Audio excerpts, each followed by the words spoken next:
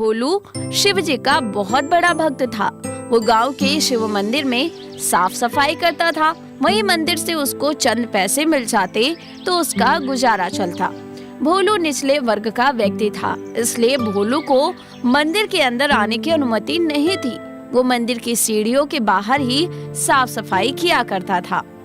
अरे भोलू, जरा मंदिर की सीढ़ियों पर झाड़ू लगा दे तो। देख कितनी गंदगी हो रही है। और ध्यान रहे तेरे पैर मंदिर की दहलीज के अंदर ना पड़े, वरना भगवान शिव हमसे नाराज हो जाएंगे।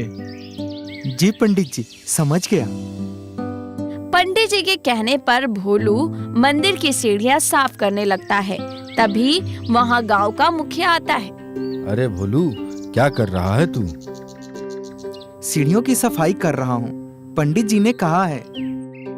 अरे भोलू, मैं तुझसे कितनी बार कह चुका हूँ कि तू इस मंदिर को छोड़कर मेरे घर आ जा। मुझे तेरे जैसे नौकर की ही जरूरत है। ये मंदिर तुझे क्या ही देता होगा, मैं तुझको इससे ज्यादा पैसा दूंगा। मेरे साथ चल मेरे घर। तू व्यर्थ ही यहाँ पर अपना खून पसीना एक करता है। मुखिया जी, भले ही आप मुझे ज्यादा पैसे दे देंगे, लेकिन मेरे महादेव तो यहाँ पर है ना। मैं उन्हें छोड़कर कहीं नहीं जा सकता, भले ही मुझे यहाँ 2 पैसे कम मिले। तू भी क्या महादेव की रट लगाए रहता है? ये पंडित तुझे मंदिर के अंदर तो घुसने देता ही नहीं है। कोई बात नहीं, मुझे तो महादेव के संग ही रहना है, भले ही मैं मंदिर से बाहर रहूं। भगवान तुझे बुद्धि दे। ये बोलकर मुखिया वहाँ से चला जाता है। रात का समय था। भोलू अपने घर में सोया था। तभी भोलू के घर का दरवाजा कोई जोर जोर से पीटने लगता है। भोलू की अचानक से आँख खुलती है और वो जाकर दरवाजा खोलता है। दरवाजे के बाहर एक गांव का व्यक्ति हांफता हुआ खड़ा था। अरे भोलू भाई, जल्दी से भागो, गंगा जी का बांध टूट चुका है। किसी भी वक्त हमारे गांव में पानी भर सकता है। जीवित रहना है तो अपने संग खाने पीने का कुछ जरूरी सामान लेकर गांव के बाहर वाले पहाड़ी पर आ जाओ। सभी गांव वाले वहीं जा रहे हैं, तुम भी आ जाओ फटाफट। ये बोलकर वो व्यक्ति वहाँ से चला जाता है। भोलू अपने चारों तरफ नजर घुमाता है तो देखता है कि सारे गांव में भगदड़ मची हुई थी। सभी गांव वाले जरूरी सामान उठाकर पहाड़ की ओर भागे जा रहे थे। अब भोलू भी फटाफट घर में से जरूरी खाने पीने का सामान उठाने लगता है।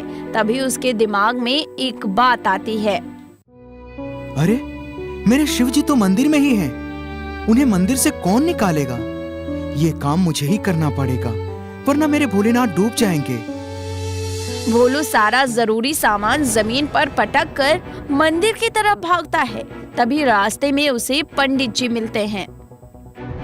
अरे भोलू, सारे गांव वाले बाढ़ से दूर भाग रहे हैं और तू बाढ़ की ओर कहाँ जा रहा है?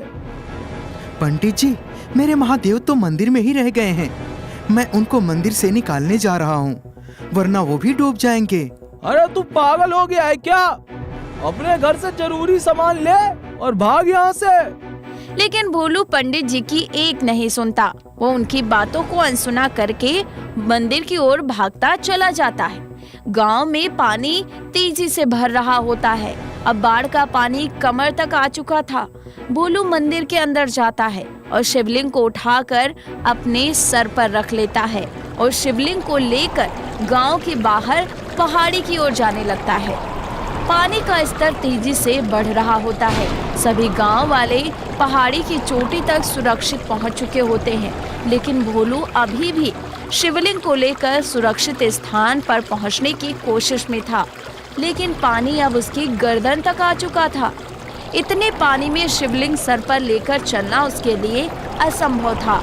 लेकिन भोलू की शिव भक्ति इस असंभव कार्य को भी संभव करा रही थी।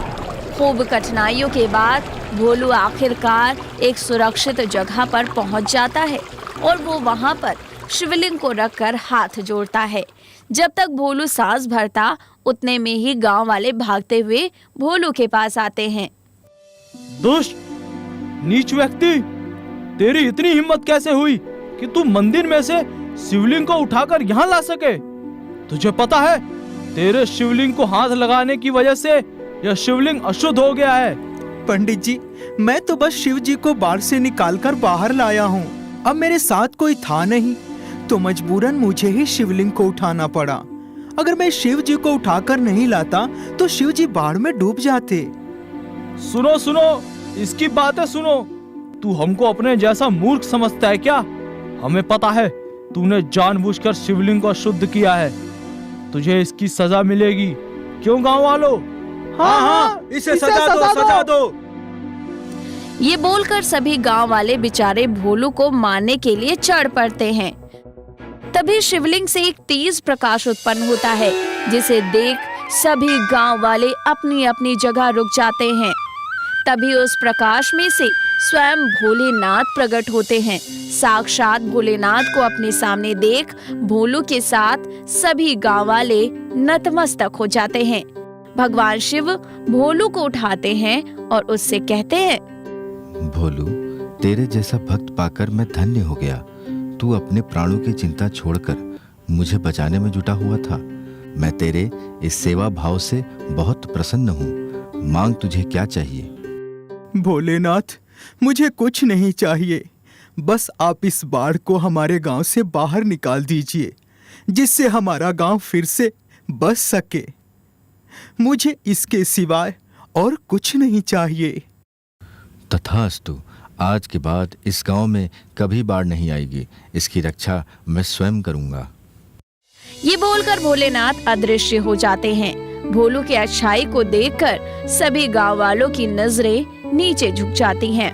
हमें माफ कर दो भोलू भाई, हम तुम्हें समझ नहीं पाए। इस गांव ने तुमको कभी सम्मान नहीं दिया, लेकिन तुमने हमारे लिए वरदान मांगा। हमें माफ कर दो। हाँ भोलू, सबसे बड़ा पापी तो मैं हूँ। मैंने हमेशा तुमको नीच जाति का समझा, लेकिन मैं ये भूल गया था कि भगवान के लिए तो सभी एक बराबर हैं। भोलू, तुम ही भगवान शिव के सच्चे भक्त हो। हाँ भोलू, और मैं ये घोषणा करता हूँ कि आज से हर वर्ग का, हर जाति का व्यक्ति मंदिर में आकर पूजा कर सकता है और उसको भी उतना ही सम्मान मिलेगा।